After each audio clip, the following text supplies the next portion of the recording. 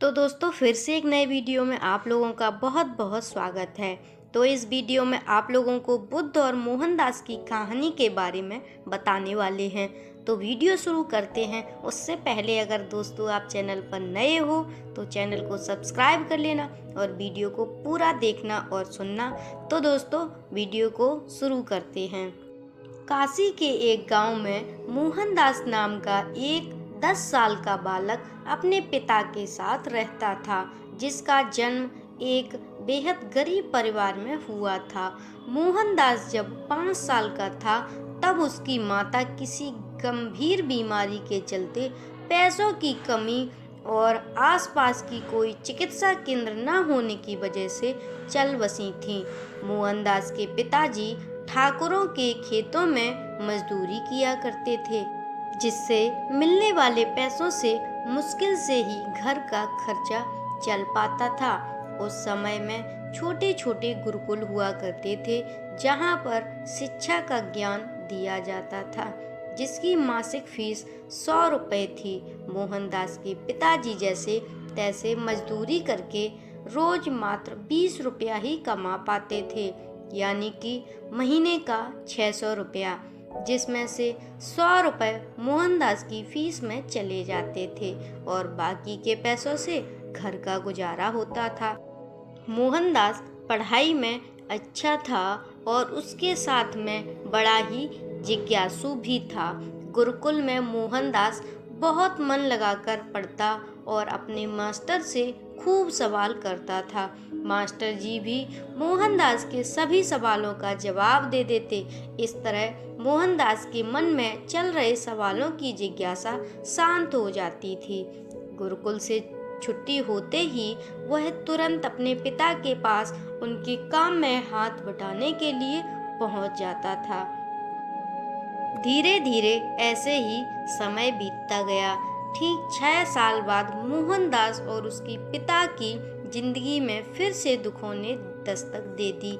मोहनदास अब 16 साल का हुआ तब उसके पिता बीमार पड़ने लगे थे। अब उनमें मजदूरी करने की ताकत नहीं थी।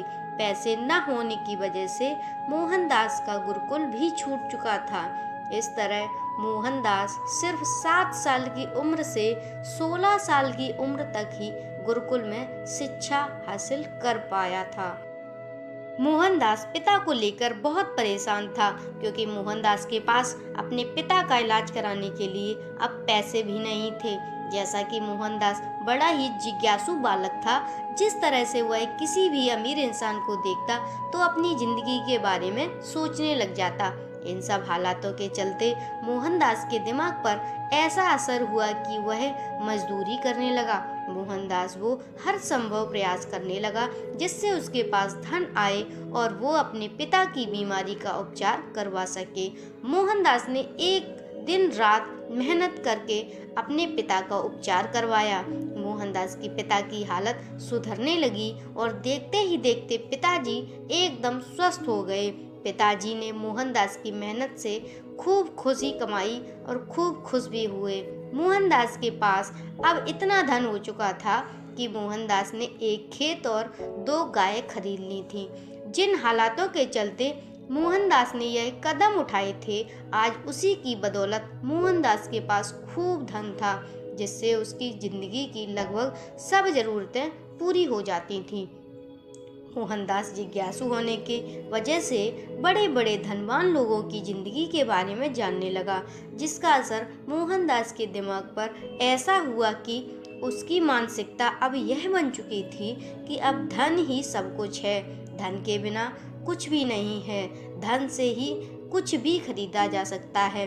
मेरे पास जितना अधिक धन होगा मैं उतना ही खुश रहूँगा और मेरे पिता भी खुश रहेंगे। अपनी इच्छा को पूरा करने के लिए मोहनदास ने दूध का व्यापार शुरू कर दिया।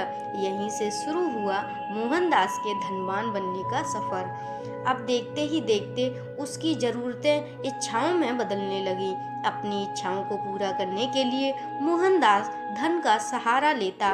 कुछ समय बाद मोहनदास के पिता अपनी इच्छा जताते हुए बोले, बेटा अब तुम जल्दी ही शादी कर लो। मेरी जिंदगी का अब कुछ भी पता नहीं कि कब क्या हो जाए।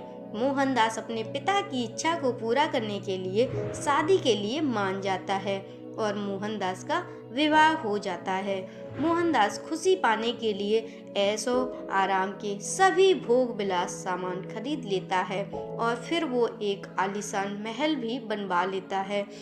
अब एक दिन ऐसा भी आता है कि सब कुछ होने के बाद भी मोहनदास दुखी सा रहने लगा, क्योंकि उसका मन संतुष्ट नहीं होता था। इधर एक तरफ उसकी इच्छाएं जो खत्म होने का नाम नहीं ले रही थी, और अब मोहनदास का मन कहीं भी नहीं लगता था। वह परेशान रहने लगा। जब से मोहनदास ने अपनी तमाम इच्छाओं को पूरा करने का सफर शुरू किया, तब से मोहनदास सुख चैन की नींद नहीं सो पाया था। मोहनदास की हालत पागल जैसी हो गई थी। उसे संतुष्टि ही नहीं मिल रही थी। उसे समझ ही नहीं आ रहा था कि क्या करें। इधर भगवान बुद्ध नेपाल से बौद्ध धर्म का प्रचार करते हुए भारत में काशी की तरफ आ रहे थे। भगवान बुद्ध काशी के एक गांव में रुके हुए थे। मोहनदास को अब इस बात का पता चला कि भगवान बुद्ध जी कहीं आसपास हैं। तो उसके बाद मोहनदास गौतम बुद्ध भगवान के पास पहुंच जाते हैं। भगवान बुद्ध अपने अनुयायियों को प्रवचन सुना रहे थे। इतने में मोहनदास बुद्ध जी के पास रोते हुए पहुंचा और बोला, मैं इस जिंदगी में बहुत परेशान हो गया हूँ। हे बुद्ध, मैंने जीवन में खूब धन कमाया ताकि अपने सुकून के लिए कुछ भी खरीद सकूं।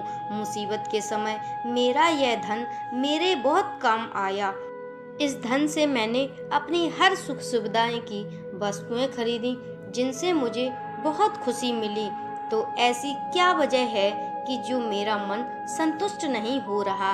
आज मेरे पास सब कुछ है जिससे मैं खुश तो रहता हूँ, लेकिन अधिक समय तक नहीं।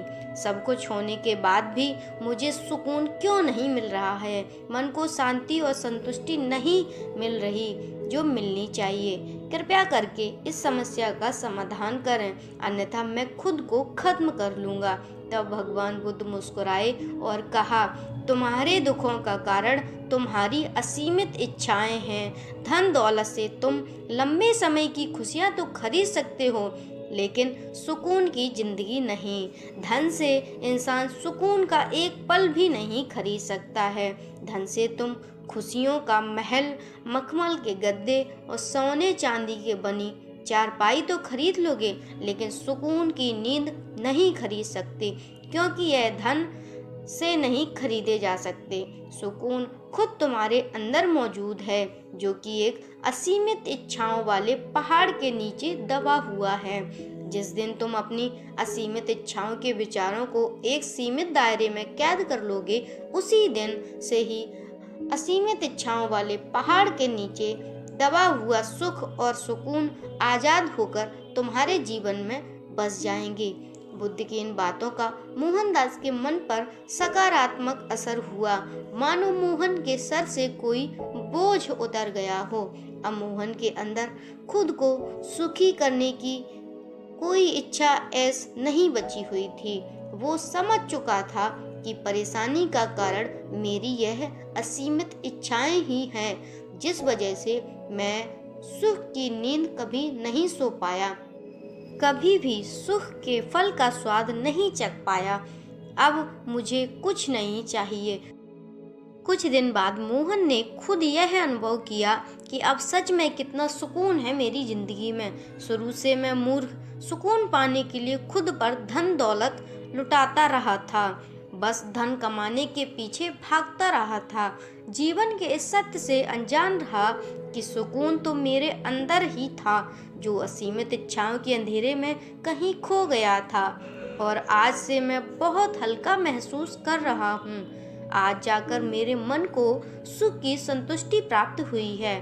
जय हो महात्मा बुद्ध की, जिन्होंने मुझे यह ज्ञान दिया। अन्यथा मैं यूं ही सारी जिंदगी सुख चैन की तलाश में भटकता रहता और अंततः मृत्यु को प्राप्त हो जाता।